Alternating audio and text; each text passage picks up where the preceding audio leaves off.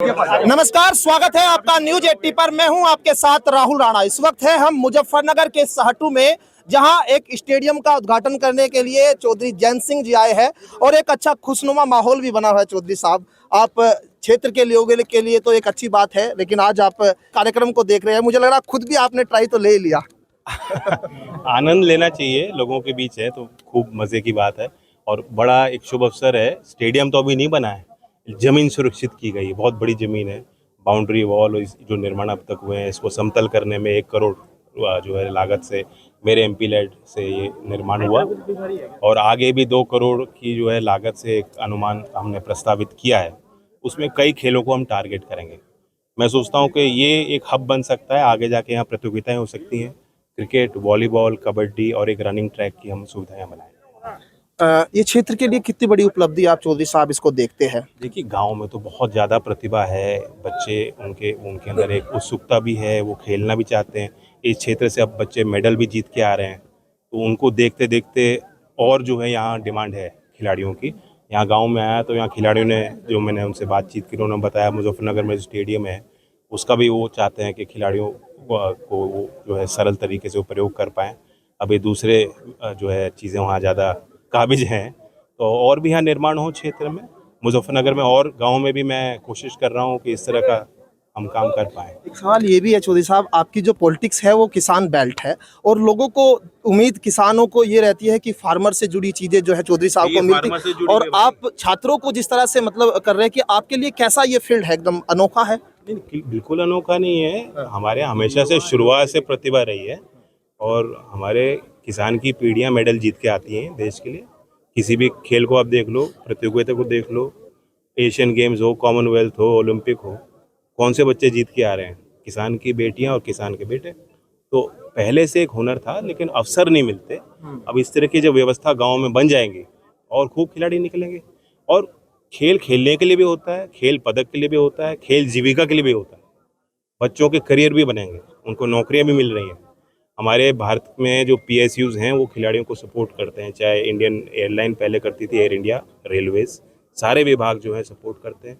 और अब private sector भी आगे आ रहा है। स्पोर्ट्स में CSR का पैसा भी जुटा के वो प्रयास कर रहे हैं कि खेल की प्रतिभा को बढ़ाया जाए। और अभी आपको पता है कि कैबिनेट ने मोहर लगाई है कि अब कॉमनवेल्थ गेम्स के लिए भारत बिड करेगा, ओलंपिक्स के लिए प्रयास हो रहा है। जब इस तरह की प्रतियोगिताएं भारत में होंगी तो आने वाले समय जो है खिलाड़ियों के लिए बहुत अच्छा है। ये अच्छी बात है चौधरी साहब, क्योंकि आपने पहले ही घोषणा कर दी थी कि 100% जो आपकी निधि है वो खेल और खिलाड़ियों के लिए आप लोग कर रहे हैं। मैं एक थोड़ा सा पॉलिटिकली एक सवाल, थोड़ा सा पंचायत चुनाव अब है सर, गठबंधन को लेकर क्या आप लोग संकेत दे रहे हैं? चुनाव की क्या स्थिति आपने अपने नेताओं? बहुत ही स्थानीय स्तर का चुनाव होता है। यहाँ हमने एक कमेटी प्रदेश में बनाई है, जिला अध्यक्ष से, क्षेत्रीय अध्यक्षों से बातचीत करेंगे और जिले में जो नाम निकल के आएंगे, अभी तो आरक्षण होगा, परिसीमन होगा, बहुत चीज़ें अभी तय होने हैं। जब तारीख भी नहीं है अभी कोई चुनाव की, जब ये चीज़ें तय होंगी तब पार्टी का रुख तय हो जाएगा। विपक्ष जो है वो वोट चोरी के मुद्दे को बहुत तेजी से बिहार में, अब यूपी में भी कह रहे हैं कि चुनाव से पहले जो है इस मुद्दे को तेज कर रहे हैं। सीधी सी बात है, गांव के लोग, वोटर, हर मतदाता जानता है, उसको भी सचेत रहने की, सजग रहने की जरूरत होती है। हर चुनाव में अपनी वोट वो चेक करे और वोट तो चेंज होती रहती है। गांव में कोई चला गया शहर, उनके बच्चे पढ़ रहे हैं शहर में, परिवार शिफ्ट हो गया, कभी कभी गांव में उनकी वोट बनी रह जाती है। और उन गांव में खड़े हैं सब, प्रधानी का जब चुनाव होता है तो सबको बुलाया जाता है, शहरों से दूर दूर से बच्चे आके वापस वोट डालते हैं। हो सकता है वहाँ भी उनकी वोट बनी हो। तो ये तो प्रक्रिया सतर्क प्रक्रिया है, सतर्क प्रयास है, चुनाव आयोग को करनी ही चाहिए। सरकार जो इस पे सवाल क्यों उठा रहे हो? अब किसी को नहीं पता किसकी वोट कटेगी। सबको जो है मुस्तैद रहने की जरूरत है, अपनी वोट सुरक्षित रखें, मताधिकार का प्रयोग करें। सरकार जो बिल लेकर आ रही है मुख्यमंत्री और प्रधानमंत्री को लेकर, 30 दिन तक जो जेल में जाएगा, उसके बाद जो है स्वतः उसकी सदस्यता मतलब चली जाएगी। देखिए, अभी भी स्पष्ट कानून है, अगर आप जो है कन्विक्ट हो जाओगे तो फिर आप चुनाव नहीं लड़ सकते। 2 साल से ज़्यादा की अगर आपको सज़ा हो जाएगी तो आप ऑटोमेटिकली डिस्क्वालीफाई हो।